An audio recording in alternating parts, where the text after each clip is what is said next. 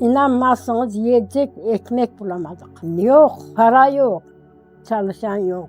Biz evde 5 çocuk, 2 tane annem babam, 7 kişi. Tarladan ot toplayıp yediğimizi biliyoruz. Yani hayatın zorlukları çok oldu. Benim adamın annesi babası yoktu. Evlendik, yatacak yatak bulamadık. 1999'da buradan toplandılar, gittiler Gürcü'ye düğüne. Düğün oldu. Demişler ki düğün kalabalığıyla hiçbir şey oturup sohbet edemedik. Bu gece de kalın, yarın gidin. O gece deprem oldu. Depremde benim oğlan, gelin, 2 torun, gelinin o bir akrabalarından da, kardeşlerinden, abiler, yengeleri 20 kişi, 21 kişi burada öldü. Allah rahmet eylesin.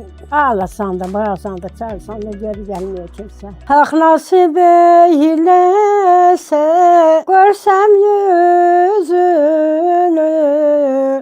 Ya Muhammed canım, arzular seni.